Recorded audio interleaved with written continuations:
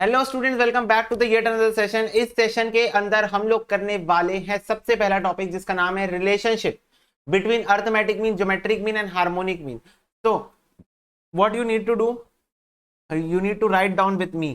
देखो, relationship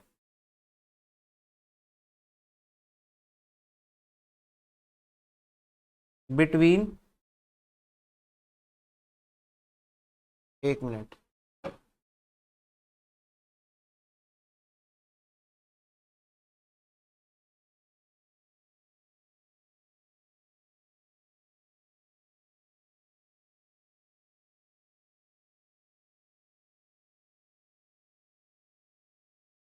arithmetic mean, geometric mean and harmonic mean.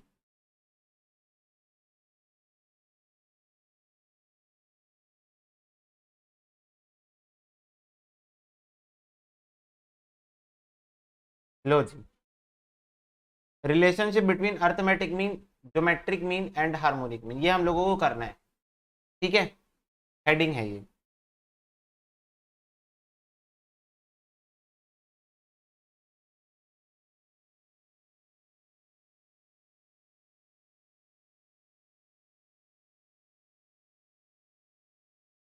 तो चलो लिखो मेरे साथ साथ।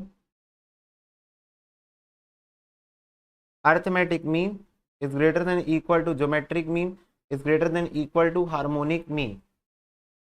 So this is the relationship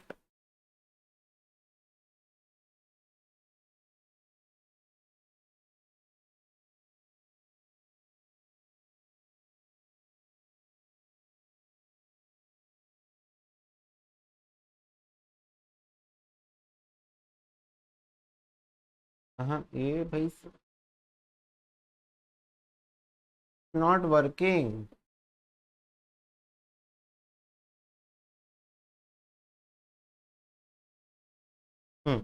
This is a common relationship.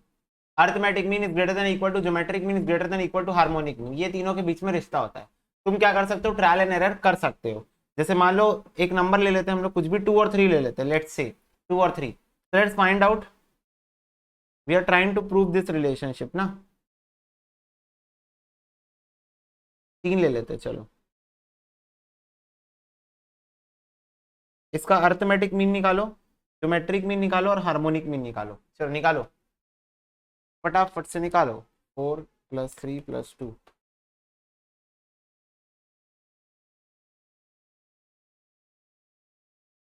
3 आ गया अर्थमेटिक मीन, ज्योमेट्रिक मीन निकालो।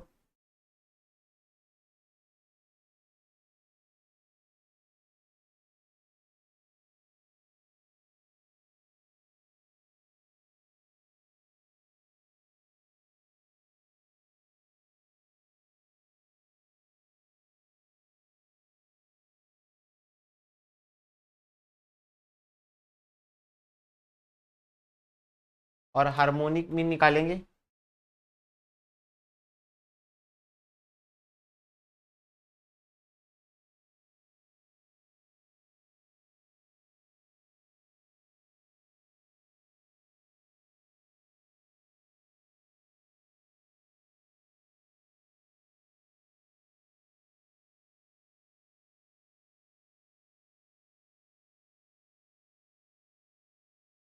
एक नहीं, 2.76 कैसे आ रहा है ये? 1/2, 1/3, 1/4।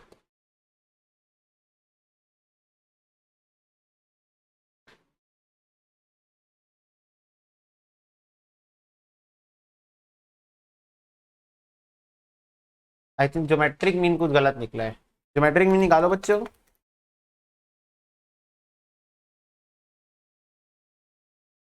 1 2 3 4 5 6 7 8 9 10 11 12 13 14 15 16। 1 2 3।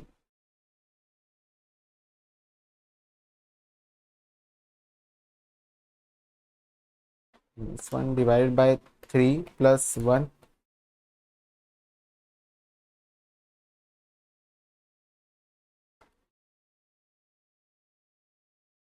हाँ, ज्योमेट्रिक मीन गलत निकला था, बोला ना।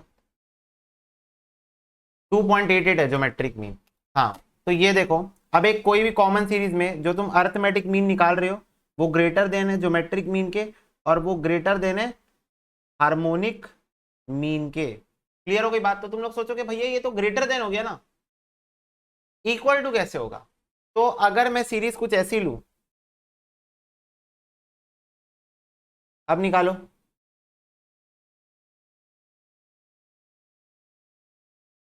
अब निकालो बच्चों, 2 + 2 + 2, 2 आ गया ये। 2 + 2 + 2 का क्यूब रूट क्या हो जाएगा? 2 आ जाएगा। और हार्मोनिक मीन,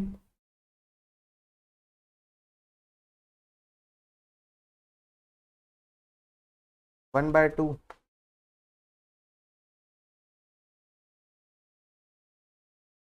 1.5, 3/1.5, 2।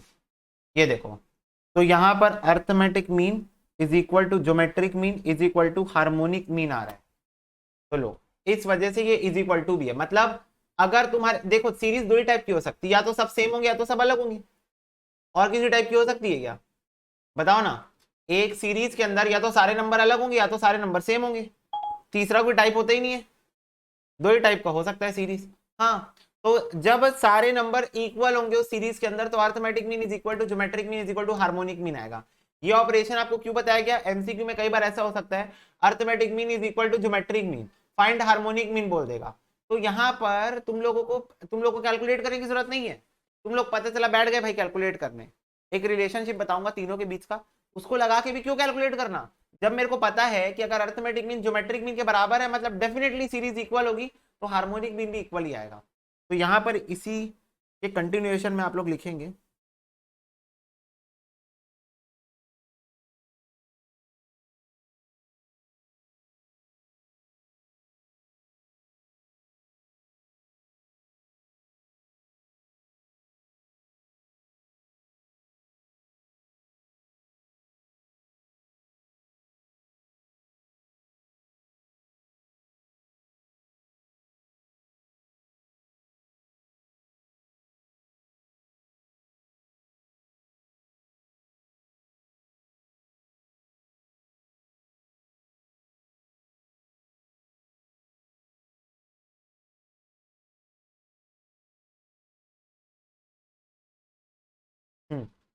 ठीक है। तो कृपया करके पिछला वाला पेज और ये वाला पेज दोनों को नोट डाउन कर लो। तुम पहले इसको लिख लो पॉज करके, फिर इसको लिख लो पॉज करके। ठीक है, ठीक है बेटा। यस, एक और रिलेशनशिप लिखो कि अगर कभी क्वेश्चन में दिया रहे अर्थमेटिक मीन ज्योमेट्रिक मीन या अर्थमेटिक हार्मोनिक मीन या ज्योमेट्रिक मीन हार्मोनिक मीन कुछ भी दिया रहे, तो arithmetic mean into harmonic mean का स्क्वायर जो होता है वो ज्योमेट्रिक मीन के बराबर होता है। और we can say arithmetic mean into harmonic mean is equal to root over geometric mean. तो इसको भी एक बार नोट डाउन कर लो।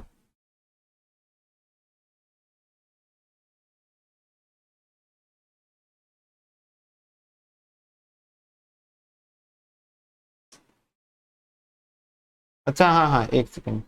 हो सही बोल रहे बच्चे, एक मिनट। हाँ, ज्योमेट्रिक मीन का square is equal to arithmetic mean into harmonic mean. उल्टा लिख दिया था तो सॉरी, इसको करेक्ट कर लो ना। तो ये root over arithmetic mean into harmonic mean हो जाएगा। ज्योमेट्रिक मीन का जो स्क्वायर होता है वो अर्थमेटिक मीन और हार्मोनिक मीन के मल्टीप्लीकेशन के बराबर आता है। Geometric mean is equal to root over arithmetic mean into harmonic mean हो जाएगा। ठीक है, डन।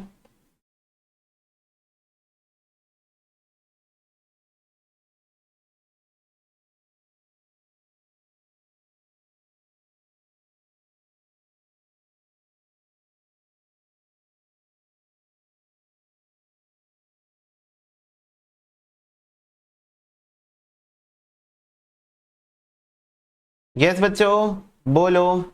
हाँ भैया डन।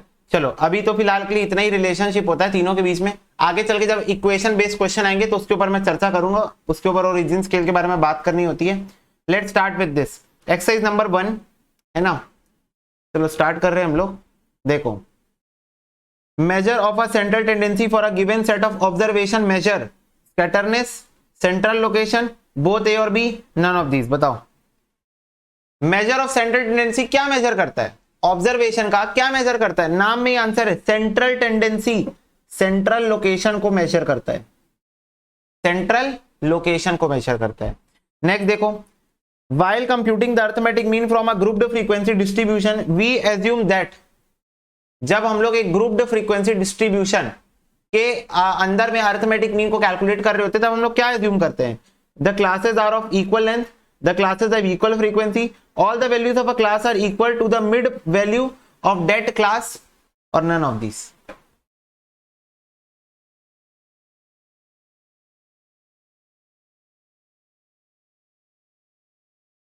बताओ arithmetic mean from a grouped frequency, grouped frequency के अंदर हम लोग की कैलकुलेशन कर रहे हैं। ग्रुप्ड फ्रीक्वेंसी पता है ना तुमको, ग्रुप्ड कहां होती है? Class intervals. ठीक है, क्या एज्यूम करते हैं? क्लासेस क्या इक्वल लेंथ की होती है? What do you mean bye class length? पढ़े थे हम लोग, यस।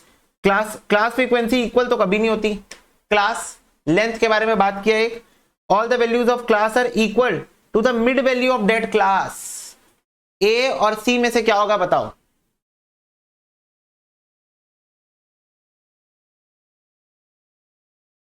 बच्चों देखो, सबसे बड़ी गलती पेपर में तुम लोग यही करके आओगे, तुम लोग क्वेश्चन भी नहीं पढ़ोगे ध्यान से। इतनी ब्लंडर मिस्टेक्स में क्या बोलूं, मैं रिक्वेस्ट करूं, मैं तुम लोग को डांट लूंगी, तुम लोग क्या बोलूं, नहीं करके आओगे तुम लोग एग्जाम में।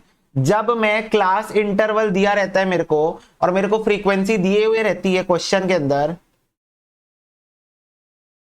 मान लो इतनी दी हुई है, ठीक है, 2 4 6 कुछ भी ले लो, हाँ, तो मेरे को एक बात बताओ, क्या मैं एज्यूम करता हूं कि जो मेरा वैल्यू है एक्स का वो क्लास इंटरवल की मिड वैल्यूज है?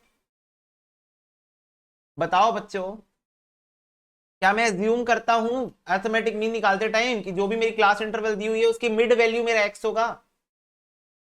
Is it right? तो how it going to be A बेटा?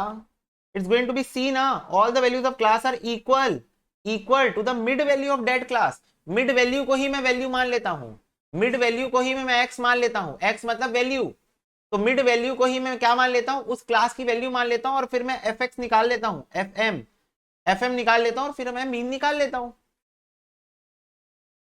Is it clear to you all? देखो, एक एमसीक्यू के ऊपर अगर तुमको 5 मिनट भी लेना है तुम लो, मैं मना नहीं करूंगा, गलत नहीं देना ना आंसर, जब तुमको आंसर पता है उसके बावजूद। वही चीज मैं बोलता हूं तुम लोग को, एग्जाम में तुमको आता हुआ क्वेश्चन तुम गलत करके आओगे बिकॉज ऑफ हरी, कि नहीं हमको जल्दी आंसर देना है। बिल्कुल गंदी आदत है, छोड़ दो ये आदत। चलो, which of the following statement is wrong? इनमें से कौन सा शब्द रचना गलत है? Mean is rigidly defined, mean is not affected due to sampling fluctuation, mean has some mathematical properties, all of this. इनमें से कौन सा गलत है पूछा है?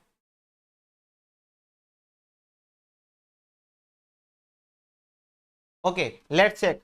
मीन क्या रिजिडिटली डिफाइंड है? मतलब एक बार जो मैं बोल दिया कि मीन ऐसे होता है, मतलब ऐसे ही होता है क्या? फटाफट से बताओ।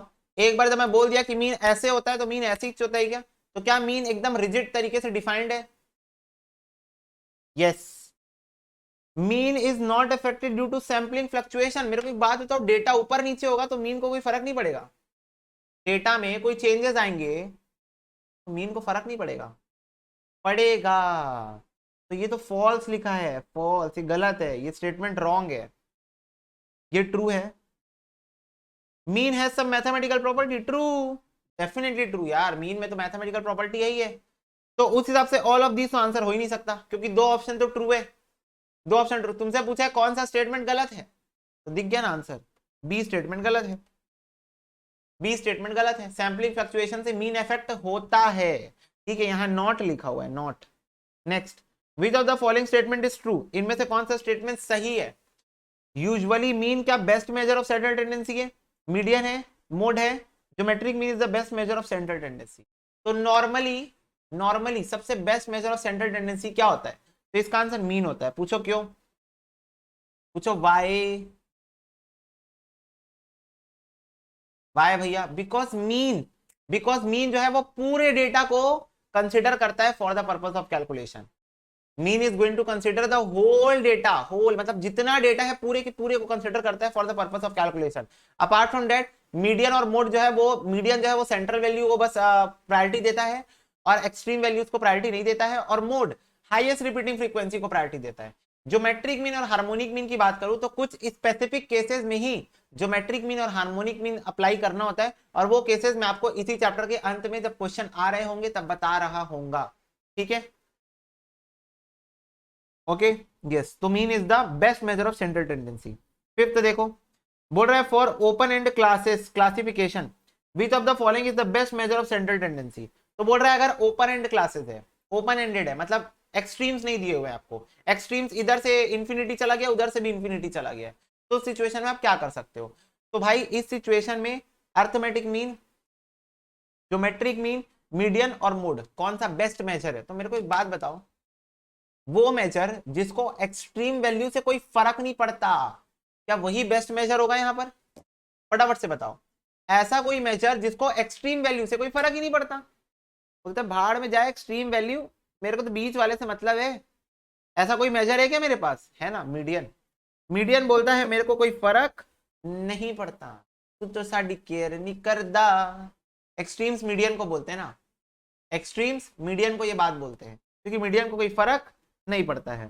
चलो, the presence of extreme observation does not effect, बोल रहा है एक्सट्रीम ऑब्जर्वेशन के होने या नहीं होने से किसको फर्क नहीं पड़ता, मीडियन। 7 देखो, in case of an even number of observation which of the following is median. Even number of observation है अगर आपके पास इवन नंबर ना, तो मीडियन कैसे निकलेगा? Any of the two middle most value, the simple average of these two middle values, मतलब जो आप एवरेज लेते हो ना, जैसे मान लो 6.5 आया तो 6 और 7 का एवरेज ले लेते हो, 8.5 आया तो 8 और 9 का एवरेज ले लेते हो, और वेटेड एवरेज क्या लेते हैं हम लोग सिंपल एवरेज लेते हैं। अगर हमारा आंसर 6.5 आता है तो हम लोग 6 term plus 7 term divide by 2 कर देते हैं, तो हम लोग क्या करते हैं, हम लोग सिंपल एवरेज निकाल लेते हैं दोनों टर्म्स का, तो B is the correct answer. 8th देखो, the most commonly use measure of central tendency, mean.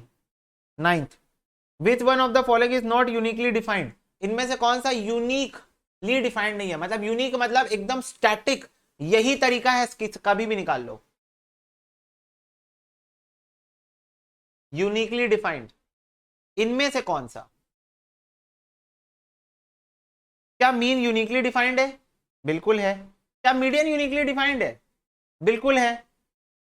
क्या मोड यूनिकली डिफाइंड है? मोड सोचो, तुम लोग तो कैलकुलेट करके आए हो ना, तुम लोग प्रैक्टिकली सोचो, तुम तो कैलकुलेट करके आए हो, क्या मोड यूनिकली डिफाइंड है? नहीं डिफाइंड। मोड यूनिक का है भाई, मोड यूनिकली डिफाइंड का है, जो हाईएस्ट रिपीटिंग फ्रीक्वेंसी उसको मोड घोषित करके आगे निकल जाते हैं। इसमें यूनिकनेस कहाँ है? इसमें यूनिकनेस कहाँ है? थोड़ी सी नहीं है।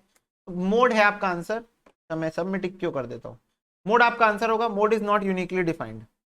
Next 10th, which of the following, क्योंकि मोड के लिए अपने पास बहुत सारे बेंचमार्क है for the purpose of criticism. एक तो पूरा डेटा को देखता ही नहीं है, वो देखता है जिसके पास सबसे ज्यादा पैसे उसके पास चला जाता है, मतलब फ्रीक्वेंसी, ठीक है।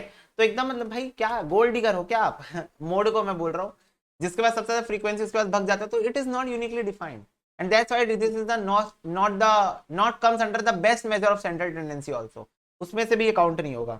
चलो 10th बताओ, which of the following measure of central tendency is difficult to compute, इनमें से कौन सा कठिन है? अपना पॉइंट ऑफ व्यू बता दो, अपना पॉइंट ऑफ व्यू बता दो, कौन सा निकालने में सबसे ज्यादा टफ लगता है? भाई पर्सनल पॉइंट ऑफ व्यू नहीं, as a whole, as a whole. Geometric mean भाई रूट निकालने में, तुम लोग सुन लो ना, सुन लो मेरी बात सुनो, तुम लोगों को मैं ये नहीं बोल रहा हूँ कि तुम्हारे हाथ में कैलकुलेटर दे रहा हूँ उसके बाद सबसे टफ कौन सा ये बताओ, मैं तुमको बोल रहा हूँ तुम्हारे पास कैलकुलेटर नहीं है तब सबसे टफ कौन सा ये बताओ। कैलकुलेटर नहीं दूंगा तुम्हारे हाथ में, अब तो तुम लोग को तो ट्रिक आती है रूट निकालने की, तो हो गया ना, ज्योमेट्रिक मीन तो लड्डू हो गया तुम लोग के लिए। अगर तुम लोग को ट्रिक आती है तो तुम लोग के लिए ज्योमेट्रिक मीन तो लड्डू है, पर तुम्हारे हाथ में कैलकुलेटर नहीं है तो सबसे टफ कौन सा जाएगा? ज्योमेट्रिक मीन जाएगा रूट निकालने में, और क्या। और अभी तो ज्योमेट्रिक मीन का एंटी लॉग वाला सीन देखे नहीं हो तुम, जब ज्योमेट्रिक मीन के अंदर लॉग एंटी लॉग आता है ना, लॉग एक्स निकालो फिर उसका आंसर आएगा, फिर उसका एंटी लॉग निकालो, तब फिर बेटा और हालत खराब होती है। बताऊंगा उसका थोड़ा इंट्रोडक्शन टाइप का दूंगा कुछ, टेंशन मत लो। चलो 11th देखो, which measure of central tendency is are considered for finding the average rate, average rate निकालने के लिए क्या कंसिडर करते हैं? रेट्स, रेट्स इसको होल्ड पे डालो, इसके ऊपर मैंने अभी तक डिस्कशन नहीं की है। Hold hold, I will discuss, okay, hold पे डालो इसको। चलो 12th बताओ। फॉर अ मॉडरेटली स्क्यूड, इसके ऊपर भी डिस्कशन नहीं हुई है, फॉर्मूला है, इसको भी होल्ड पे डालो, इसको भी होल्ड पे डालो। या फिर मैं बता देता हूं, एक काम करते हैं लगे हाथ, तो इसका आंसर ना तुम्हारा ए होगा।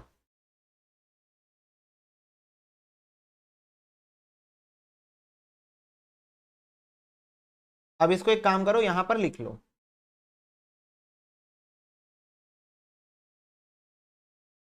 लिख लो रिलेशनशिप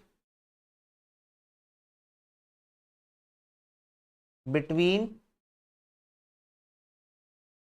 मीन, मीडियन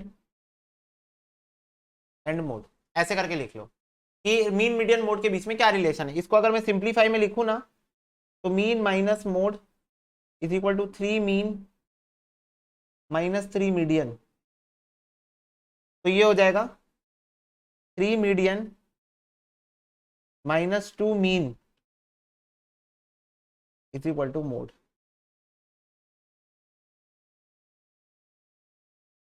ठीक है, तो ये इसका सिंपलेस्ट फॉर्म है, इसको भी तुम लोग नोट कर लो। ये रिलेशनशिप होता है मीन मीडियन मोड के बीच में, बाद में लेने वाला था पर अभी लिख लेते हैं क्योंकि इस पे कुछ डिस्कशन का चर्चा नहीं है, बस एक फॉर्मूला है तो याद रखना है। Clear everyone?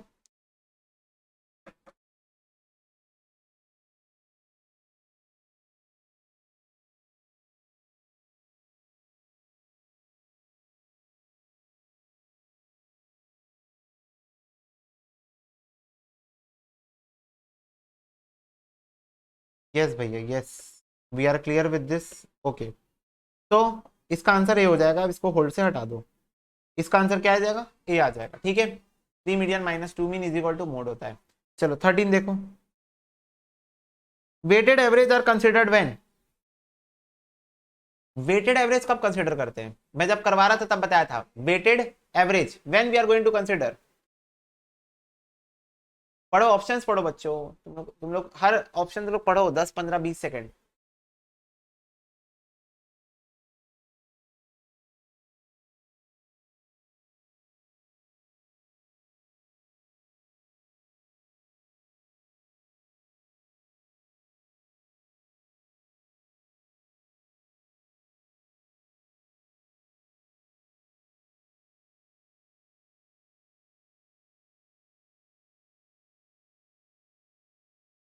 ओके चलो, the data are not classified, नहीं है तो कोई तरीका ही नहीं हुआ। डेटा का जब तक क्लासिफिकेशन नहीं होगा तब तक वेटेड भी नहीं निकल पाएगा।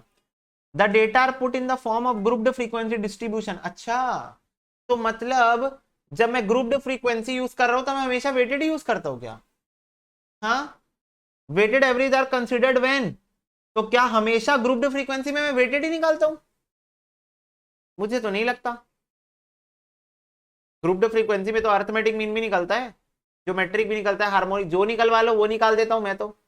मेरे को बोलो, बोल के तो देखो एक बार, ग्रुप्ड फ्रीक्वेंसी में भाई सिर्फ वेटेज थोड़ी होता है, सब होता है, तो ये भी गलत हो गया। All the observation are not of equal importance, yes, तुम लोग को पता है वेटेड का मतलब ही क्या होता है, वेट देना मतलब क्या होता है, भार देना। What do you mean by weight, weight का मतलब होता है भार देना। तो किसी एक पर्टिकुलर डेटा में ज्यादा वेटेड है, ज्यादा इंपॉर्टेंस है, ज्यादा प्रायोरिटी है, समझ में आ रही है बात, ज्यादा इंपॉर्टेंस है उस डेटा में, ज्यादा प्रायोरिटी है, तो इस उस पॉइंट ऑफ टाइम में आपको वेटेड एवरेज निकालना होता है कि जब कोई डेटा जो है उसकी प्रायोरिटी ज्यादा होती है, उसकी वेट ज्यादा होती है पूरे ओवरऑल डेटा के कंपैरिजन में, तो when then we are going to consider weighted average. Clear हो रही है बात? सी होगा इसका आंसर, जब किसी डेटा की इंपॉर्टेंस ज्यादा है। चलो 14 बताओ।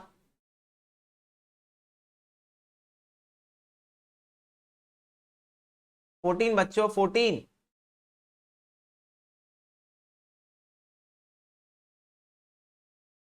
चलो बहुत बढ़िया बहुत बढ़िया।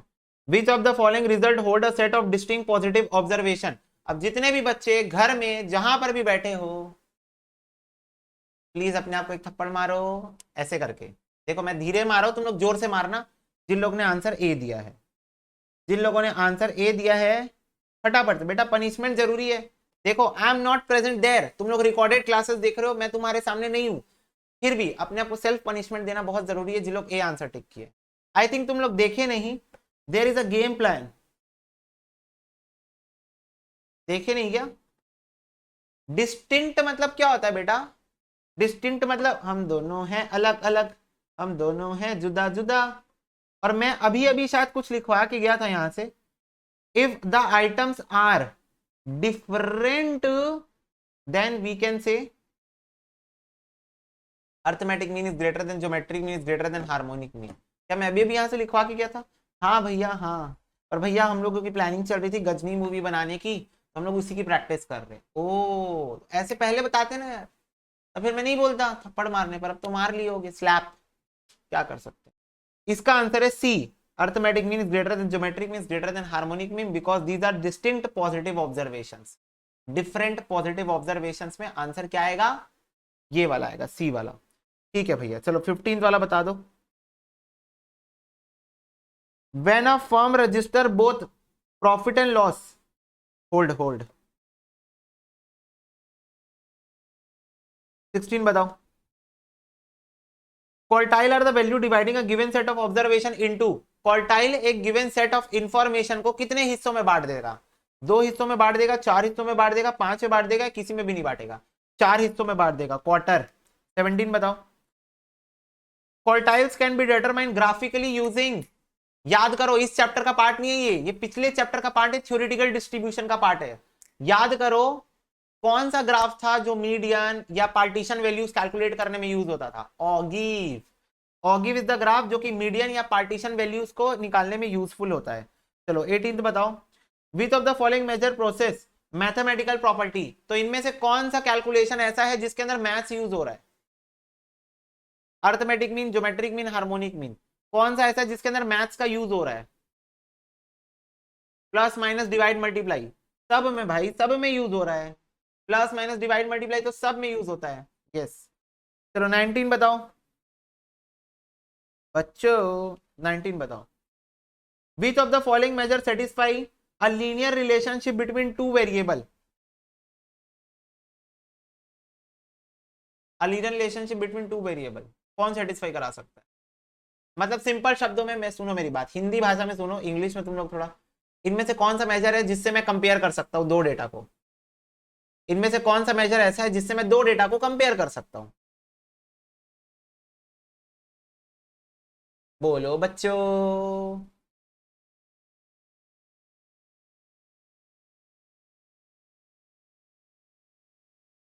बहुत बढ़िया बात, डी भैया डी। अरे भाई मीन निकालू चाहे मीडियन निकालू चाहे मोड निकालू, पर्पस अलग अलग हो सकते हैं, पर भाई कंपैरिजन तो मैं दो डेटा का मोड निकालूंगा कंपेयर कर दूंगा, दो डेटा का मीडियन निकालूंगा कंपेयर कर दूंगा, दो डेटा का मीन निकालूंगा कंपेयर कर दूंगा। भाई कंपैरिजन सेटिस्फाई करेगा linear relationship between two variable. तो लीनियर रिलेशनशिप को अभी थोड़ा साइड में रखो, मैं तुमसे ये पूछ रहा था कि कौन सा ऐसा मेजर है जिसको यूज करके तुम दो डेटा को कंपेयर कर सकते हो? तुम सबका यूज करके कंपेयर कर सकते हो, मीन मीडियन मोड तुम सब यूज कर सकते हो। ठीक है भैया। चलो 20। विच of the following measure of central is based on only 50% of the central values. इनमें से कौन सा मेजर है जो कि सिर्फ 50% सेंट्रल वैल्यूज पे डिपेंडेंट है? मीडियन 50% में बांट देता है ना, हाफ हाफ कर देता है ना, तो 50%, 50%, 50% आधा हाफ कर देता है, तो median is the value. Median जो 50-50 कर देता है डेटा को। ठीक है बच्चों। यस भैया। देखो बच्चा पार्टी, 20 वाला क्वेश्चन तुम लोग ऐसे समझो, ये तुम्हारा डेटा है और ये मान लो उसकी 50% वैल्यू। मेरे को एक बात बताओ, ये डेटा यहां से चालू होकर यहां खत्म हुआ है, तो क्या ये मीडियन है? पहले यही बताओ मेरे को। ये डेटा यहां से चालू होकर वहां खत्म हो रहा है, तो क्या ये मीडियन है इस डेटा का? जो भी डेटा है XYZ छोड़ो ना उसको, हाँ मीडियन है ना। अब मेरे को एक बात बताओ, क्या ये 50% पोर्शन है और ये 50% पोर्शन है? बोलो।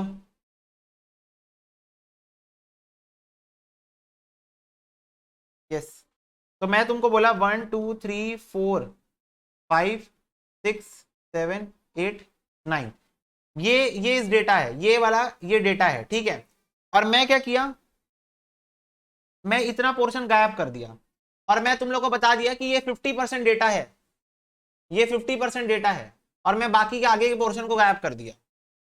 तो तुम लोग इस डेटा को यूज करके सिर्फ एक ही चीज निकाल सकते हो, ना मोड निकाल सकते हो और ना मीड। और मैं एग्जांपल ले रहा हूँ ना, तो एकदम घुस के मत बोलना भैया ये क्या कर रहे हो, अब 4 ही तो हटाए हो, 50% कैसा हुआ। मैं बस अंडरस्टैंडिंग बैठाने की कोशिश कर रहा हूँ। ना तुम इससे मीन निकाल सकते हो, पूरा डेटा नहीं है तुम्हारे पास, और ना तुम इससे मोड निकाल सकते हो, क्योंकि तुम ये नहीं चेक कर पाओगे कौन सा डेटा कितने बार रिपीट हुआ है। तुम इससे पर एक चीज जरूर निकाल सकते हो, वो क्या है, मीडियन। क्योंकि तुमको भी पता है कि 50% रास्ता क्रॉस करने के बाद जहां तुम पहुंचोगे वो है तुम्हारी सेंट्रल वैल्यू ऑफ मीडियन। क्या तुमको ये बात पता है? क्या तुमको ये बात पता है कि जैसे ही 50% रास्ता खत्म हुआ, आगे का 50% रास्ता मेरे को नहीं भी पता होगा तो भी मेरे को चलेगा, मैं कम से कम मीडियन बता सकता हूं। कम से कम मैं मीडियन की कैलकुलेशन बता सकता हूं, क्योंकि मीडियन क्या करता है, दो हिस्सों में 50-50 में बांट देता है डेटा को बीच से। तो मेरे को अगर 50% डेटा भी पता होगा तो मैं मीडियन कैलकुलेट करके बता सकता हूं। तो वही बोल रहा था क्वेश्चन, बेस्ड ऑन 50% डेटा। तो कौन सा डेटा बेस्ड है 50% में? मीडियन। क्लियर हो गया सबको? Is it clear now?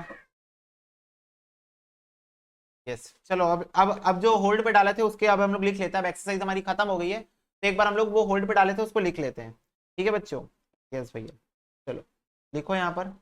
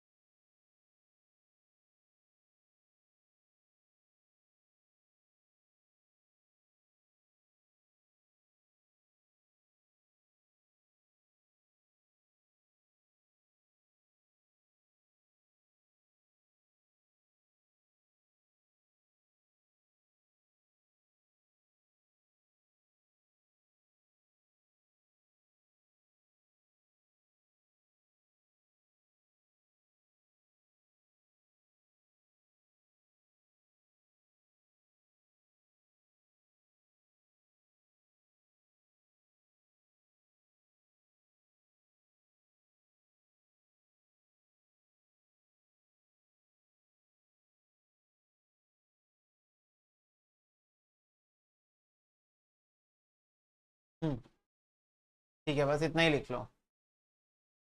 तो ज्योमेट्रिक मीन और हार्मोनिक मीन जो है जनरली कुछ केसेस में अच्छे रिजल्ट देते हैं as compare to other average.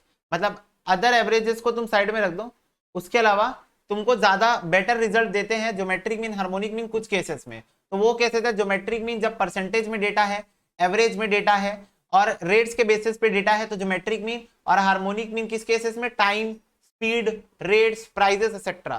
तो दो चीजें कॉमन है दोनों में और वो है रेट्स। रेट्स के लिए ज्योमेट्रिक मीन हार्मोनिक मीन दोनों को अच्छा माना जाता है कैलकुलेशन पर्पस के लिए। ठीक है, तो अब इसको फटाफट से नोट कर लेंगे सारे बच्चे।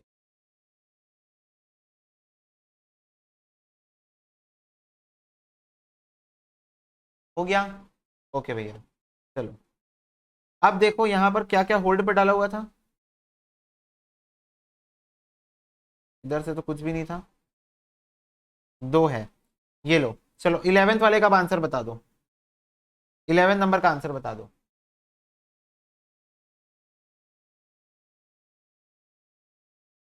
वेरी गुड, बोथ बी और C is the correct answer. Geometric mean harmonic mean दोनों यूज होता है for the purpose of rates. तो 11th हो गया, और कौन सा है?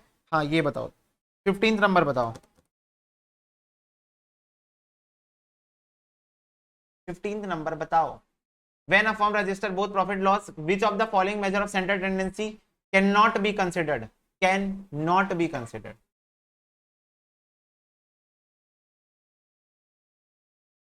बताओ बच्चों। B, very good, very very good. Why? Because loss are in negative.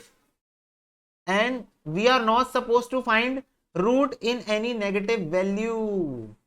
We are not supposed to find root in any negative value. Negative value अपन रूट के अंदर नहीं डाल सकते, इसलिए हम लोग ज्योमेट्रिक मीन नहीं निकाल सकते. क्लियर हो गया? यस भैया. चलो एक्सरसाइज नंबर 2 में आ जाओ. First, if there are 3 observation 15, 20 और 25, then the sum of deviation of the observation from their arithmetic mean. क्या बोला पता है? Sum of deviation. Sum of deviation मतलब आपको सम कर देना है डेविएशन. डेविएशन मतलब डिफरेंसेस का. फ्रॉम देयर अर्थमेटिक मीन मतलब पहले तीनों का अर्थमेटिक मीन निकाल लो. 15, 20 और 25. 0 आएगा वैसे आंसर, पर मैं तुम लोगों को पहली बार प्रूफ करके दिखा देता हूं. चलो भाई मीन निकालो. Mean 15 plus 20 plus 25 divide by 3. 20 आ गया मीन. बार एक्स माइनस बार एक्स करो तो 15 minus 20 minus 5. 20 minus 20 0. 25 minus 20 minus 5. इसका सबमिशन करो. -5 प्लस 5 इज इक्वल टू 0 आ गया. तो यही बोल रहा था क्वेश्चन कि सम बताओ. Sum of deviation. डेविएशन मतलब difference. Difference of this series from their arithmetic mean. मतलब इस सीरीज का इनके अर्थमेटिक मीन से, इस सीरीज का इनके अर्थमेटिक मीन से डेविएशन निकालो, डिफरेंस निकालो और उसका सम बताओ कितना आएगा. तो 0 आएगा. यहां लिख लो.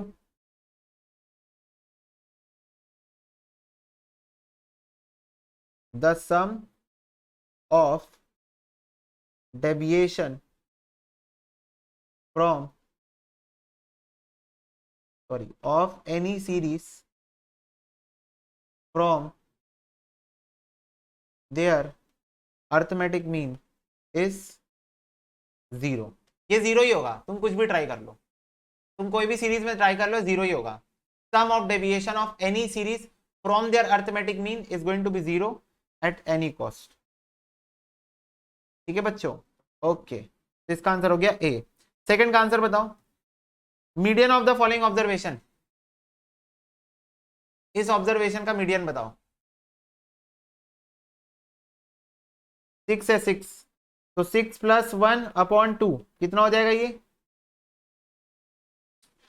7 अपॉन 2 3.5. थर्ड टर्म कौन सा है? थर्ड टर्म कौन सा है? First, second, third. Plus fourth term, fourth divide by 2. तो ये हो जाएगा 14 डिवाइड बाय 2. 7 आ गया आंसर बी. ओके चलो नेक्स्ट. मॉडल क्लास बताओ. मॉडल वैल्यू बताओ. मॉडल वैल्यू मतलब मोड. मॉडल वैल्यू मतलब मोड बताओ. तो हाईएस्ट रिपीटिंग फ्रीक्वेंसी ढूंढ लो.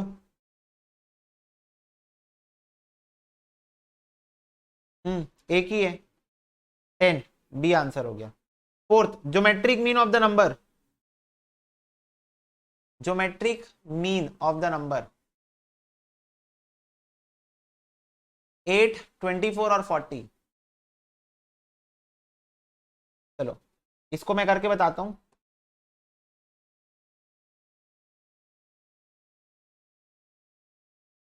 ठीक है, तो यहां पर ऑप्शंस ना कुछ तिगड़म बना के रखे हुए हैं, तो लेट्स ट्राई टू सॉल्व.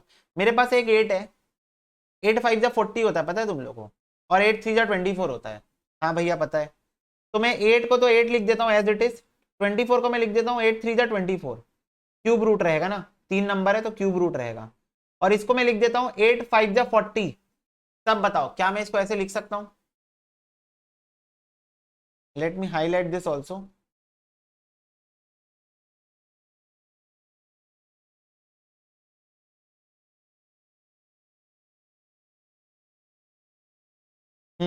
देखो क्या मैं इसको ऐसे लिख सकता हूं?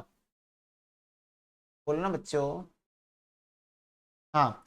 अब यहां देखो क्यूब रूट है भाई बाहर. 3 नंबर है ना, 1 2 3 नंबर है तो क्यूब रूट रहेगा बाहर. अब क्यूब रूट है बाहर तो 8 8 और 8 बाहर आ जाएगा. 3 बार है, 3 बार है मतलब बाहर आ जाएगा ये. तो 8 बाहर ले लो. क्यूब रूट अंदर में क्या बचा? 3 और 5 बचा.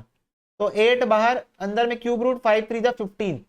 8 क्यूब रूट 15 आंसर हो गया. ये देखो इजी वन. क्लियर है सबको? 8 cube root 15 is the answer. Clear? और भी लेमैन तरीके से अगर तुम लोग को करना था, देखो ये तो मैं तो ऑप्टिमाइज तरीका बताया इसको सॉल्व करने का, और लेमैन तरीके से तुम लोग को करना था तो पूरे पूरे डेटा का तुमको एलसीएम ले लेना था बस। तो पूरे डेटा का एलसीएम लोगे तो तुम लोग को बहुत ज्यादा लॉन्ग कट पड़ेगा, but this can be the simplest way. अरे भाई आंखों से देख के आंसर ला सकते हो, 8 के टर्म्स में तीनों तो उठ सकते हैं। ठीक है, तो इसको नोट डाउन कर लो।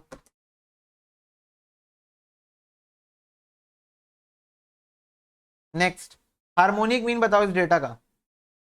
हार्मोनिक मीन तो कैसे निकालेंगे? 1 divided by 2 memory plus 1 divide by 3 memory plus 1 divide by 5 memory plus MRC. 1.03333 आ रहा है, 2.90 2.90 1 plus 1 plus 1 divide by 1/2 plus 1/3 plus 1/5। ठीक है, 2.90 आ जाएगा। ओके, 6 बताओ। अर्थमेटिक मीन ज्योमेट्रिक मीन दो नंबर का दिया है, 6.5 अर्थमेटिक मीन है और 6 ज्योमेट्रिक मीन है, तो वो दो नंबर कौन से ये बताओ। बी है इसका आंसर, वैसे तो याद ही है। 6 प्लस 4 डिवाइडेड बाय 2, 6.5 आ गया अर्थमेटिक मीन। यस, और 9 इंटू 4 का रूट 6 आ गया ज्योमेट्रिक मीन। तो ये लो, ये तुम्हारा आंसर। क्या करना है भाई, अर्थमेटिक मीन निकाल के देख लो, ज्योमेट्रिक मीन निकाल के देख लो, खत्म करो। ऑप्शन से खेलना है, ऑप्शन से खेलना है। चलो 7th नंबर क्वेश्चन देखो, बोल रहा है अर्थमेटिक मीन और harmonic mean for two number 5 और 3.2 है, तो ज्योमेट्रिक मीन कितना होगा बताओ। ज्योमेट्रिक मीन कितना होगा? 4 आ गया, 4। कैसे निकलता है भैया? Geometric mean is equal to root over arithmetic mean into harmonic mean. तो अर्थमेटिक मीन दिया है 5 इंटू हार्मोनिक मीन दिया 3.2, तो ये 16 आ रहा है, इसका रूट निकाल दो, 4 आ गया आंसर। डायरेक्ट फॉर्मूला है, मैं लिखवा दिया हूं। नेक्स्ट 8 बताओ, 8 बताओ, 8 विच of the value of the first quartile Q1 बताओ। Q1, Q1 बताओ भाई, डायरेक्ट निकलेगा, सी आंसर आएगा इसका। ठीक है, चलो सबका आ गया तो I am not explaining. 9th बताओ, थर्ड डिसाइल, थर्ड डिसाइल पूछ रहा है, ये बताना है। 3 × n+1/10। बेटा पॉज करो और सॉल्व करो, 3 × n+1/10 बताना है। ओके, 10.70 भैया, बी आ गया आंसर। चलो 10th वाला बताओ। If there are two groups containing 30 and 20 observations and having 50 and 60 as arithmetic mean, then the combined arithmetic mean बता दो, combined arithmetic mean बता दो।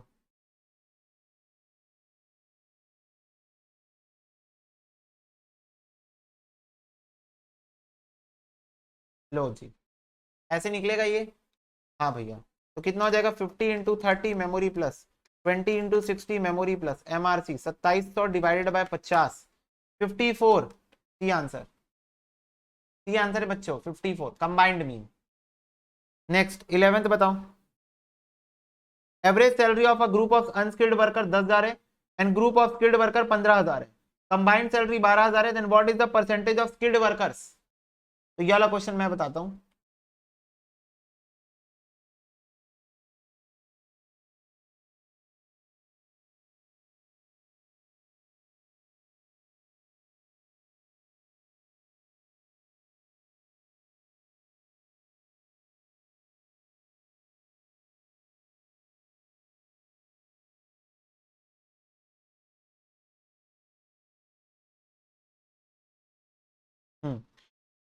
तो mean salary of unskilled worker 10,000 है और स्किल्ड वर्कर 15,000 है।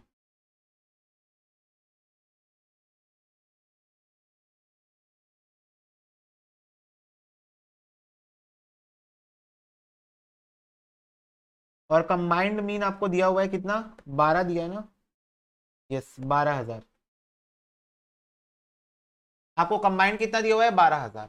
ठीक है, तो अब ओवरऑल मेरे को पूछा है परसेंटेज ऑफ स्किल्ड वर्कर्स बताओ, तो मैं क्या कर रहा हूं, let the number of skilled workers be x, let the number of unskilled workers be y। ठीक है, तो स्किल्ड वर्कर्स x है और अनस्किल्ड वर्कर y है। तो let's try to calculate combined mean. कैसे निकलता है? Number of items into mean 15,000 plus number of items into वही होता है ना n1 x1 plus n2 x2 upon n1 plus n2 y into 10,000 unskilled workers divided by x plus y is equal to 12,000 combined mean. Question में दिया हुआ है, question में दिया हुआ है 12,000 कंबाइंड मीन। ये देखो डेटा में ऊपर लिखा था। तो ये हो जाएगा 15,000 x plus 10,000 y is equal to 12,000 x plus 12,000 y। तो इसको इधर ले आते हैं और इसको इधर ले चलते हैं। तो ये हो जाएगा 15 minus 12 3,000 x is equal to 12 minus 10 2,000 y। तो x upon y is equal to 2,000 upon 3,000। तो ये कैंसिल हो गया। x upon y is equal to 2 upon 3। मेरे से क्वेश्चन क्या पूछा है? परसेंटेज ऑफ स्किल्ड वर्कर्स पूछा है। स्किल्ड और स्किल्ड वर्कर्स को मैंने क्या एज्यूम किया था? x एज्यूम किया था। तो मेरे को x का परसेंटेज बताना है। तो मेरे को एक बात बताओ, x कितना है? x है मेरे पास 2 और y कितना है 3 और टोटल क्या है? टोटल है 2 plus 3 is equal to 5। Ratio पता है ना, रेशियो चैप्टर में पढ़ के आए हैं। तो आई एम एज्यूमिंग रेशियो तो तुम लोग को अभी भी याद ही होगा, है ना। तो टोटल है 5। तो what is the percentage of x? तो percentage of x is equal to 2 upon total into 100। 40 आ गया ना। 40% is the percentage of x। ठीक है, तो ये आंसर हो जाएगा 40%। और इसको तुम लोग नोट डाउन कर लो। इतना बड़ा ये क्वेश्चन होना नहीं था, क्योंकि ये कहानी तो तुम लोग लिखोगे नहीं एग्जाम में। ठीक है, इसके बाद तुम लोग सॉल्व करोगे नहीं एग्जाम में, है ना। तो ये कहानी एक ही लाइन की थी, तुम लोग को समझाने के लिए इतना बड़ा मैंने लिखा है। चलो अब इसको नोट डाउन कर लो फास्ट। चलो बच्चों जी, हो गया? यस भैया यस। चलो 12th नंबर देखो, 12th नंबर देखो।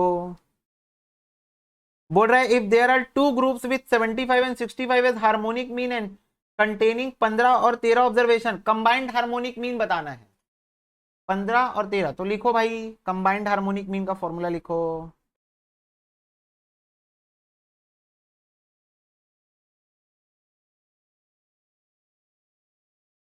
कुछ नहीं होता, सेम ही है।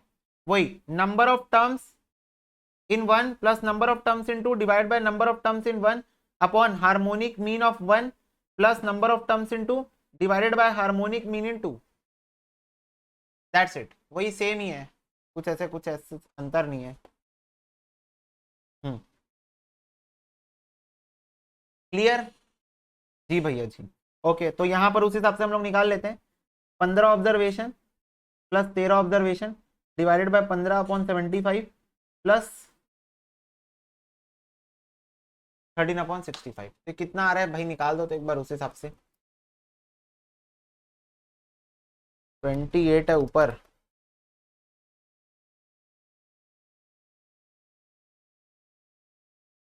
फिफ्टीन डिवाइडेड बाय 75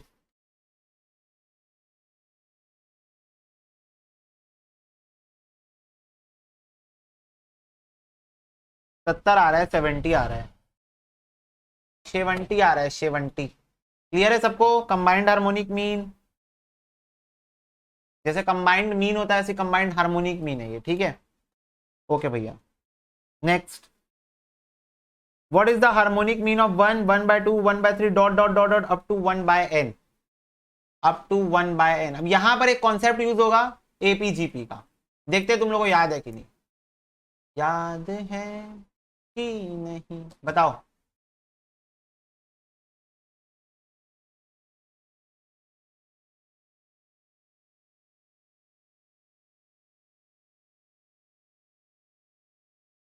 बोलो बोलो बोलो बोलो बोलो बोलो बोलो बोलो बोलो।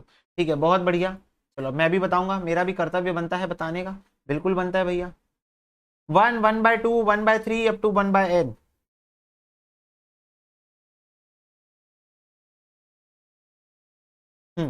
अब देखो मेरी बात सुनो, इधर इधर सुनो मेरी बात ध्यान से। हार्मोनिक मीन निकालने बोल रहा है क्वेश्चन। हार्मोनिक मीन का मतलब क्या होता है? ऊपर में लेना है कितने नंबर ऑफ टर्म्स है, मतलब कितने, 3 है तो ऊपर 3 आ जाता है, 1 + 1 + 1 3 आ जाता है। 4 है तो ऊपर में 1 + 1 + 1 + 1 4 आ जाता है। ऊपर में अगर दो, अगर मेरे पास 2 टर्म्स है तो 1 + 1 2 आ जाता है। ऐसे ही होता है ना। तो मेरे पास अभी n नंबर ऑफ टर्म्स है, तो ऊपर में क्या आ जाएगा, n आ जाएगा। ऊपर में क्या आ जाएगा, n आ जाएगा। n नंबर ऑफ टर्म्स है अभी मेरे पास। ओके। दूसरा, नीचे क्या आता है, जितने बार रिपीट हुआ है फ्रीक्वेंसी अपॉन वो टर्म 1। ये देखो 1 है ना यहाँ पर 1। फिर प्लस 1/1/2 ये गया, प्लस 1/1/3 ये गया, प्लस 1/1/4 ये गया, अप टू 1/1/n। क्लियर है? फटाफट से बताओ, सबको इतना क्लियर है? हार्मोनिक मीन के फॉर्मूले में डाल दिया, ये सब टर्म से, ये एक्स से बेटा, एक्स है, ये मेरे को दिया हुआ है 1, 1/2, 1/3, 1/, ये सब टर्म्स है। क्लियर है सबको इतना? हाँ भैया, आगे बढ़ो। N upon, can I write 1 plus ये 2 ऊपर भागेगा +2, ये 3 ऊपर भागेगा +3, ये 4 ऊपर भागेगा +4 dot dot dot dot up to n। Can I write it like this? बोलो बच्चों। यस भैया। अब फटाफट से तुम लोग मेरे को बताओगे, क्या हम लोग इस चीज का डायरेक्ट फॉर्मूला का दर्शन कर चुके हैं ऑलरेडी एपीजीबी चैप्टर में? क्या इस चीज का डायरेक्ट फॉर्मूला है क्या मेरे पास कोई सा? तुम लोग बताओगे, मैं नहीं। और अगर है तो कौन सा है बताओ? 1 + 2 + 3 + 4 up to n term, sum of n natural numbers का फॉर्मूला क्या होता है?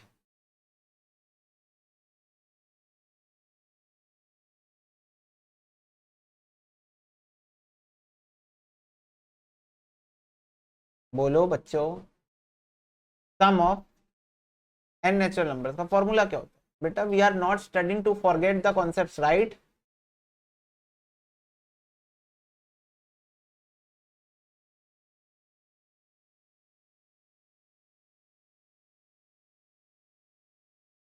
चलो, n n+1/2 होता है, n+1/2 होता है। ये 2 भागेगा ऊपर, तो ये हो जाएगा 2n अपॉन n, n+1/n+1। ये n और n कैंसिल हो जाएगा, 2/n+1 is the answer. C, C is the correct answer. हो गया क्लियर सबको?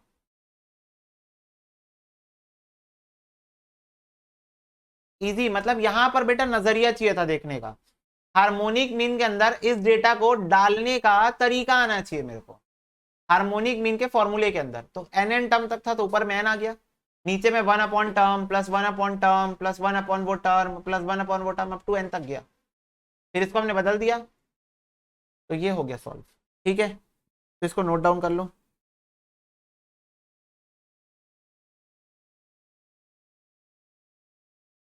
चलो बच्चों नेक्स्ट क्वेश्चन देखो, 14 नंबर क्वेश्चन देखो।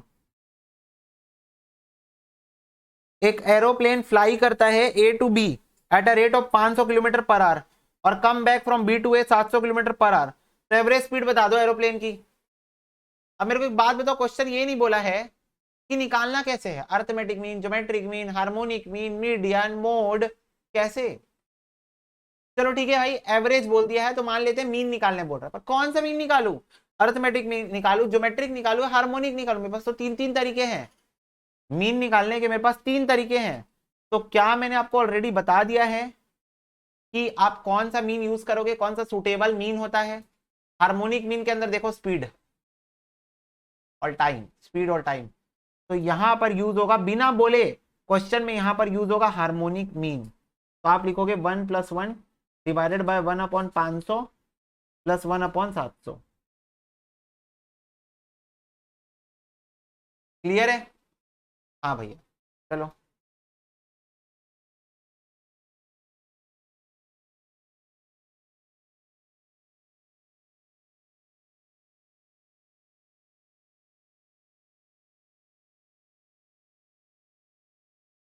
एक सेकेंड, डिवाइड बाय 500।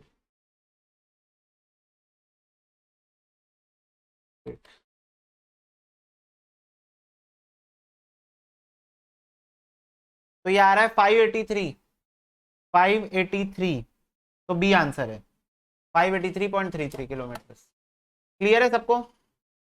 बिना बोले क्वेश्चन में यहाँ क्या यूज करना था, हार्मोनिक मीन, क्योंकि यहाँ किसके बारे में बात हुई है, स्पीड के बारे में बात हुई है, स्पीड पर आर के बारे में बात हुई है, यानी स्पीड और टाइम के बारे में बात हुई है, तो इसलिए हार्मोनिक मीन यूज करना था। चलो 15 बताओ।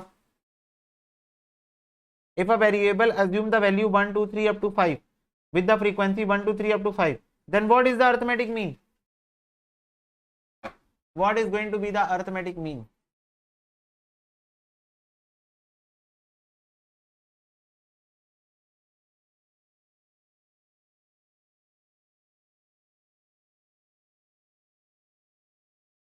इजी, ये होगा, इसका आंसर सिंपल है।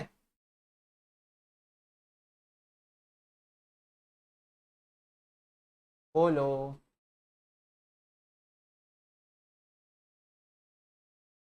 खत्म। चलो 16 इक्वेशन फॉर्मेट है, होल्ड पे डालो, अभी करवाना है, होल्ड।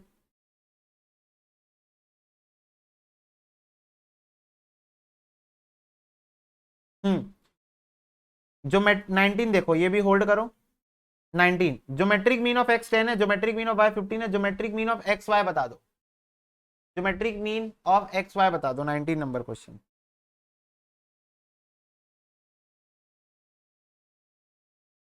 हाँ लिखो, चलो नेक्स्ट।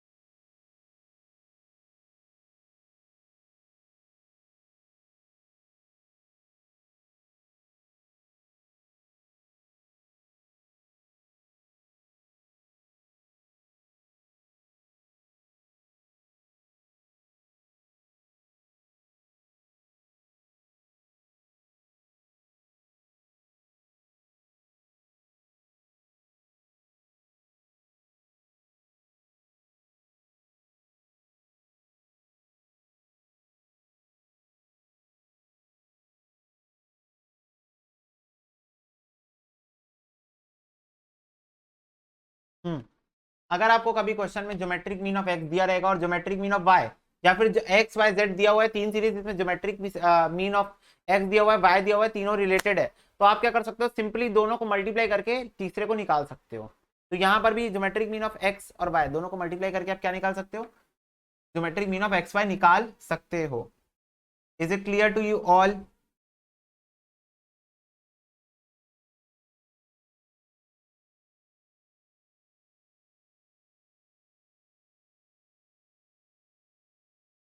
बोलो।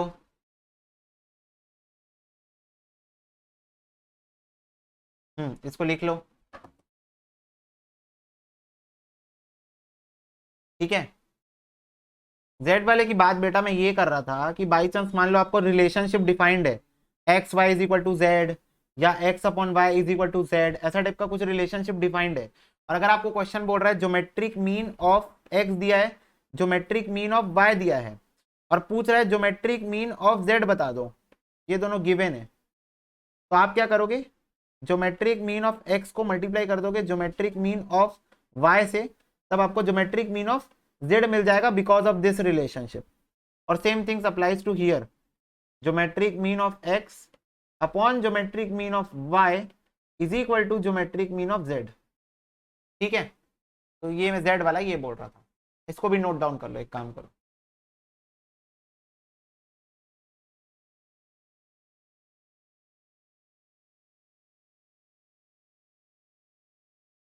क्लियर है सबको? हाँ भैया, तो उस हिसाब से इसका आंसर क्या आ जाएगा, 10 इंटू 15 आ जाएगा भाई, 150 आ जाएगा। चलो 28 क्वेश्चन बताओ।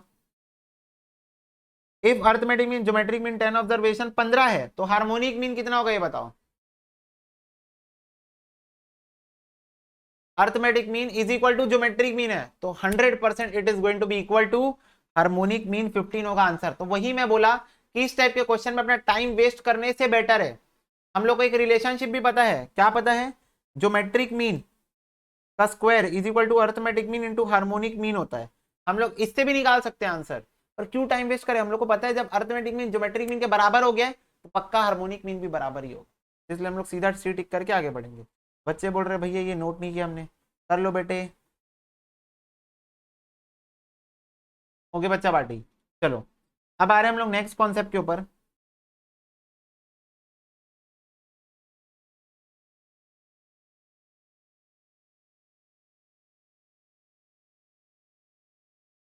इक्वेशन बेस्ड क्वेश्चंस, मतलब ऐसे क्वेश्चन जो एग्जाम में इक्वेशन पे बेस्ड होंगे। ठीक है, अब ये कैसे होता है देखो, ठीक है सुनो सुनो, देखो कैसे होता है। एक बात सबसे पहले, हाँ पहले सबसे पहले एक लाइन लिखो,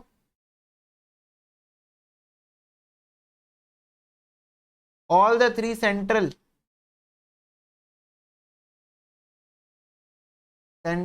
tendencies calculators whether mean, median or mode got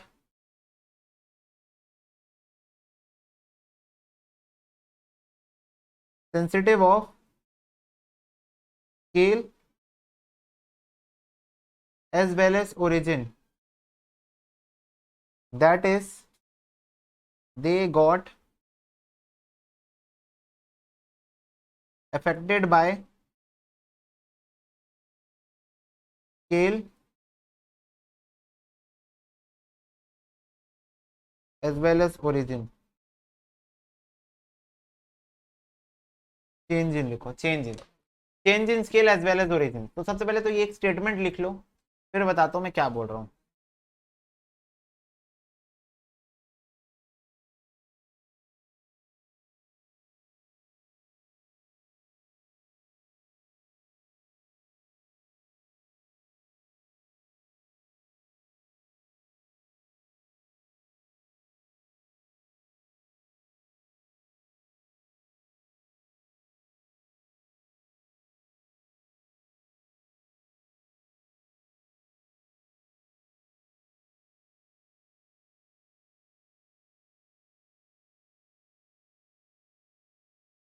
लिखो लिखो लिखो,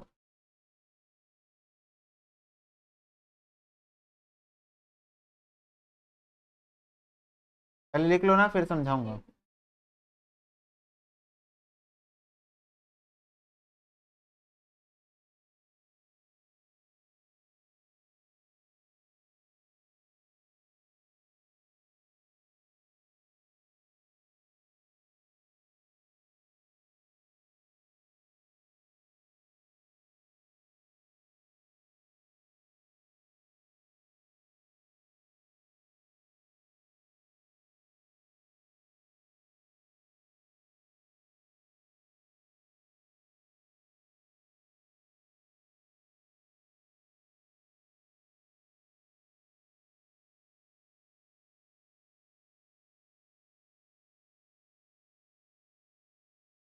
हम्म,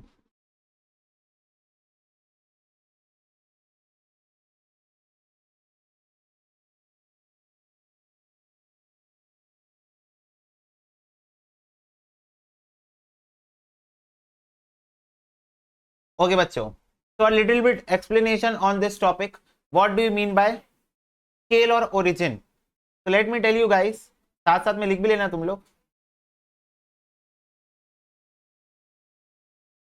ओरिजिन और स्केल। ठीक है, मैं सबसे पहले तुम लोग को ये बता रहा हूं, ओरिजिन और स्केल का मतलब क्या होता है। क्लियर हो गई बात, ओरिजिन और स्केल का मतलब क्या होता है। तो देखो समझना, ओरिजिन का मतलब होता है एडिशन और सब्ट्रैक्शन, और स्केल का मतलब होता है मल्टीप्लिकेशन और डिवीजन। ठीक है, तो ये होता है ओरिजिन और स्केल का मतलब। तो मैंने बोला क्या, यहाँ पर देख रहे हो कि सेंट्रल टेंडेंसीज चाहे वो कोई भी हो, मीन मीडियन और mode, they got affected by change in scale और चेंज इन ओरिजिन। मतलब अगर आप मीन, मीडियन या मोड की कैलकुलेशन कर रहे हो और अगर आप उस डेटा पे कुछ भी प्लस माइनस करोगे या डिवाइड मल्टीप्लाई भी करोगे, तो आपका मीन मीडियन और मोड क्या हो जाएगा, अफेक्ट हो जाएगा। समझ में आई बात? समझ में आई? आपका डेटा मान लो दिया हुआ है, एक नॉर्मल डेटा दिया हुआ है, सब में मैं +2 कर दिया तो आपका मीन चेंज हो जाएगा। सब में मैं -2 कर दिया, आपका मीन चेंज हो जाएगा। सब में मैं मल्टीप्लाई कर दिया कुछ, आपका मीन चेंज हो जाएगा। सब में मैं डिवाइड कर दिया कुछ, आपका मीन चेंज हो जाएगा। मतलब they actually got affected by change in, they actually got affected by change in origin as well as change in scale. सारे central tendency, mean, median, mode, तीनों के तीनों, उनको ओरिजिन से भी फर्क पड़ता है और स्केल से भी फर्क पड़ता है। क्लियर हो रही है तुम लोग को बात बच्चों? समझ में आई बात? तो उसी सिचुएशन में यहां पर इन लोगों के बीच में जो रिलेशनशिप बनता है वो y is equal to a plus b x बनता है। y is equal to a plus b x, जहां पर ए किसको दर्शा रहा है? ओरिजिन को, और बी एक्स किसको दर्शा रहा है? स्केल को। देख लो, मल्टीप्लीकेशन में मतलब स्केल, एडिशन में मतलब ओरिजिन। ठीक है, ओरिजिन को और स्केल को, और ये y की वैल्यू।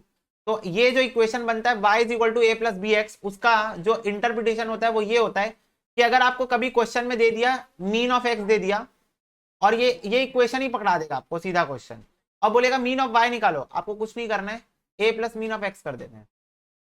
मीडियन बोलेगा ए प्लस मीडियन ऑफ एक्स कर देना है। मोड बोलेगा ए प्लस मोड ऑफ एक्स कर देना है। ठीक है, जो भी आपका वैल्यू होगा। अच्छा, यहाँ पर बी भी तो लगा लो, बी बी बी। ठीक है, जो भी आपका वैल्यू होगा उसमें आपको बस क्या करते जाना है, एक्स की वैल्यूज डालते जानी, वाई की वैल्यू मिलती जाएगी, एक्स की वैल्यू डालते जाना है, वाई की वैल्यू मिलती जाएगी इन केस ऑफ मीन, मीडियन और मोड। ठीक है, only in case of mean, median और मोड आपको एक्स की वैल्यू डालते जानी, वाई की वैल्यू मिलती जाएगी। एग्जाम्पल ये देखो, 3 होल्ड पे थे क्वेश्चन। 2 वेरिएबल एक्स और y are given by y is equal to 2x minus 3, y is equal to 2x minus 3 दिया हुआ है। बोल रहा है मीडियन ऑफ x 20 है, तो मीडियन ऑफ y बताओ। चलो बताओ, मीडियन ऑफ x 20, तो मीडियन ऑफ y बताओ।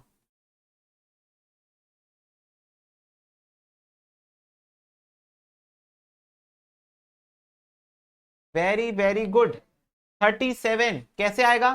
कुछ नहीं करना है, x का मीडियन डाल देना है, y का मीडियन मिल जाएगा।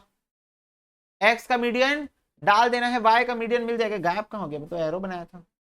हाँ, x का मीडियन डाल देना है, y का मीडियन मिल जाएगा। तो यहां पर मैं 20 डाल रहा हूं, तो y is equal to 2 into 20 minus 3, तो y is equal to 40 minus 3, 37 is the answer.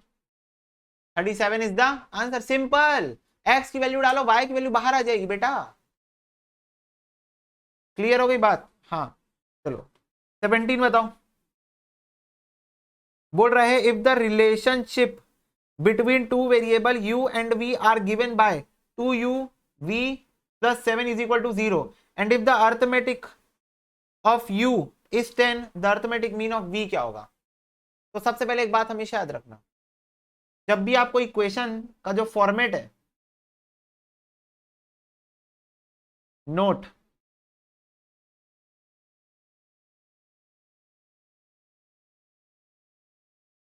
we need to convert the equation given in the format of y is equal to a plus bx। तो जब भी आपको question में उटपटांग से equation दिया रहेगा, तो आपको हमेशा इक्वेशन को पहले y इज इक्वल टू के फॉर्मेट में लेके आना होगा, तभी आप वैल्यू डाल सकते हो। y इज इक्वल टू के फॉर्मेट में लाना होगा। तो यहां पर देखो, आपको क्वेश्चन एक्स वाई की जगह क्या दे दिया पता है? u भी दे दिया है, तो अर्थमेटिक मीन ऑफ u दे के रखा है, तो u को आप x मान लो, 2x plus y plus 7 is equal to 0, और v को y मान लो, बस u भी दे दिया क्वेश्चन उसके जगह। ठीक है, तो अब इसको मैं y के फॉर्मेट में पहले लाता हूं, तो y के फॉर्मेट में कैसे आएगा? y is equal to -7 minus 2x, y is equal to -7 minus 2x। तो x की जगह वैल्यू डालो भाई 10, x की जगह वैल्यू डाल दो 10, तो ये हो जाएगा -7 माइनस 20 हो जाएगा, तो ये आ गया ना -27। आया कि नहीं आया बताओ समझ में बच्चों? समझ में आया क्या? इजी है, इजी पीजी लेमन स्क्वीजी। बस वैल्यू डालना बेटा, एक्स की वैल्यू डालो, वाई बाहर आ जाएगा। ओके चलो 18th बताओ, टेल मी 18th नंबर। बोल रहा है एक्स और वाई रिलेटेड है, x minus Y minus 10 equal to 0। Mode of x दिया हुआ है 23, मोड ऑफ वाई क्या होगा? एक्स की जगह 23 डाल दो, एक्स की जगह 23 डाल दो, तो कितना आ जाएगा ये? 23 minus Y minus 10 is equal to 0। तो minus Y plus 13 is equal to 0, तो y इज इक्वल टू कितना हो जाएगा? 13। ये आंसर, ये देखो की जगह 23 डाल दिया, बस दैट्स इट। x की जगह 23, बोलो इससे ज्यादा मैं कुछ भी किया क्या? तुम लोग ऐसा फील हुआ क्या कि भैया कुछ और कर रहे हैं, हमको बताने की बता नहीं रहे हैं, कुछ और कर रहे हैं, छुपा रहे हैं? ऐसा फील हुआ क्या तुम लोग को? बिल्कुल नहीं। x की जगह भैया x की वैल्यू डाल रहे हो आप तो कब से, भैया इक्वेशन पढ़ा रहे हो मीन मीडियन मोड के नाम पर। ऐसी वाली फीलिंग आ रही कि नहीं आ रही तुम लोग को कि भैया आप तो इक्वेशन पढ़ा रहे हो हम लोग को, एक्स की वैल्यू डलवा रहे हो, बस वाई की वैल्यू बाहर आते जा रही है अपने आप। हाँ बस वही तो है, क्योंकि रीजन बता रहा हूं, कोई बेटा कुछ रटवाने का काम तो मेरे को नहीं आता बिल्कुल। क्या करूं, फॉर्मूला बस रटवाना पड़ता है, ठीक है। अगर मैथ स्टूडेंट होते तो वो भी समझा देता कैसे होता है। भाई साहब इस वजह से ऐसा हो रहा है क्योंकि इक्वेशन बेस्ड क्वेश्चन में जब मीन मीडियन और मोड पूछेगा तो they got affected by scale as well as origin, that's why this is happening. तो ओरिजिन से भी फर्क पड़ रहा है, स्केल से भी फर्क पड़ रहा है, प्लस माइनस से भी फर्क पड़ रहा है, मल्टीप्लाई डिवाइड से भी फर्क पड़ रहा है। क्लियर हो गई? तो इसके पीछे प्रॉपर रीजन है, कोई इधर उधर की बात नहीं कर रहे हैं। एक्सरसाइज नंबर 3 पूरा होमवर्क में है, मैं नहीं करा रहा हूं तुमको कोई भी क्वेश्चन। हाँ एक दो क्वेश्चन में अगर डाउट आएगा तो I am going to tell you in the next class, otherwise नहीं, ठीक है। अदरवाइज मैं इसके क्वेश्चन नहीं कराऊंगा क्योंकि वही क्वेश्चन है, घिसे पीटे क्वेश्चन हम लोग कर क्या है, मिसिंग वैल्यूज और ये सब के ऊपर। तो आपको सारे क्वेश्चन आत्मनिर्भर बन के खुद सॉल्व करना है। I am going to take only 1 और 2 question for the purpose of doubt, that's it. तो आज की क्लास हम यहीं पर समाप्त करेंगे। God bless you, take care and bye bye.